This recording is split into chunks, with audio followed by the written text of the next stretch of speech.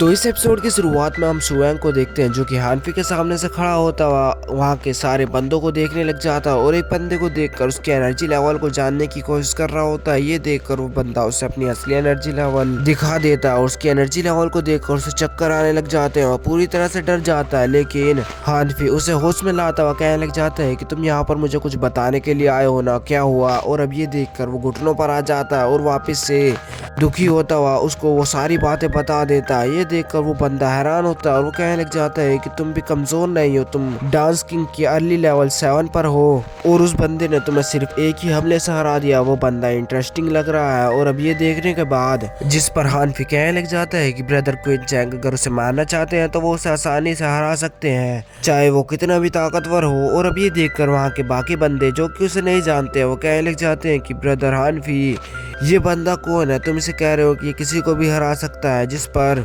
हानफी हंसने लग जाता है और वो कहने लग जाता है कि हाँ ये मेरी गलती है, मैंने तुम्हें पहले इंट्रोड्यूस नहीं करवाया है। और अब वो कहने लग जाता है कि ब्रदर क्विन चैंग तियानलो डायनेस्टी से घूमने के लिए आए हैं और वहाँ की सबसे महान उपाधि तियानलो सीजी की उपाधि इन्हें मिल चुकी है। जिसे देखकर वो सारे बंदे हैरान हो जाते हैं और हानफी फिर से कहने लग जाता है यही नहीं उनमें से टॉप 7 रैंकिंग में इनका भी नाम है। जिस पर एक बंदा कहने लग जाता है कि कितना भी बड़ा हो गया हो और कितना भी ताकतवर हो तुम ऐसे ही नहीं कह सकते, किसी भी मार्शियन किंग को आसानी से रोक सकता है। जिस पर वो बंदा कहने लग जाता है तो तुम अभी माने नहीं हो। तो वो कहने लग जाता है कि क्या करे, मेरा नेचर ही ऐसा है। तो वो कहने लग जाता है कि तुम तीनों मुझसे बिल्कुल भी सेटिस्फाई नहीं हुए हो तो तुम मुझ पर हमला कर कर देख सकते हो और उसके बाद तुम्हें पता चल जाएगा तुम डीमन स्वॉर्ड इनहेरिटेंस का क्यों इंतजार कर रहे हो, तुम बेवकूफ हो गया। ये देखकर वो सारे खड़े हो जाते हैं और उस पर चिल्लाने लग जाते हैं और अब वो कहने लग जाता है कि तुम दोनों एक साथ हो जाना, इस वजह से मैं उस घमंडी से अकेले लड़ पाऊंगा। ये देखकर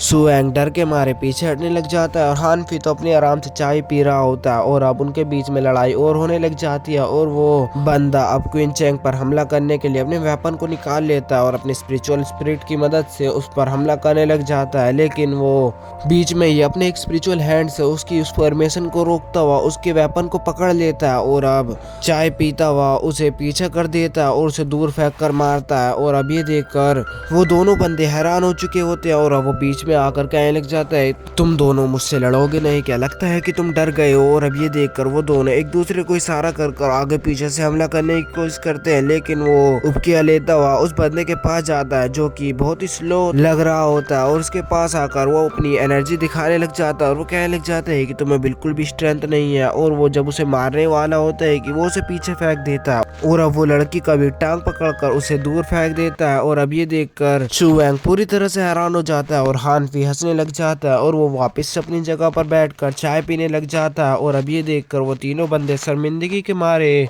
हानफी को ग्रीट करते वहां से चले जाते हैं और हानफी कहने लग जाता है कि तुमने उन्हें इतना शर्मिंदा कर दिया कि वो वहां से भाग गए। और अब वो सुएंग को देखता हुआ कहने लग जाता है कि मुझे लगता है कि इसमें भी कुछ स्ट्रेंथ है, तुम मुझ पर आजमाना चाहोगे क्या। जिस पर वो कहने लग जाता है कि नहीं, हम दोनों दोस्त बन जाए तो ज्यादा सही रहेगा। जिस पर वो कहने लग जाता है कि तुम डर गए हो, कोई बात नहीं। और अब हानफी कहने लग जाता है कि तुम इस बात की चिंता मत करो, उसके लिए मैं इंतजाम कर लूंगा, लेकिन हमें पहले डीमन स्वॉर्ड इनहेरिटेंस का इंतजार कर लेना चाहिए। वहां पर वो बंदा भी आएगा और वहां पर मैं उसे देख लूंगा कि उसका मुझे क्या करना है। और अभी ब्रदर क्वीन चैंग को हमें उसके बारे में परेशान नहीं करना चाहिए, ये इनके लिए सही नहीं होगा। और वो अपना आराम से चाय पीता हुआ उसकी बात सुन रहा होता है। और अब ये देखकर सुएंग उन्हें शुक्रिया कहने लग जाता है और अब सीन चेंज होता है। हम क्विंसी को देखते हैं जो कि अपनी कल्टीवेशन कर रही होती है और अब अपनी कल्टीवेशन करते हुए अपनी ब्रेक थ्रू पर ध्यान देने लग जाती है और थोड़ी देर बाद उसका भी ब्रेक थ्रू हो जाता है। जिसके बाद चैंसा उसे बधाई देता हुआ कहने लग जाता है कि तुम्हारा भी इस डीमन स्वॉर्ड इनहेरिटेंस में बहुत फायदा होने वाला है। और अब यहीं पर यह एपिसोड खत्म हो जाता है। 君の虜にな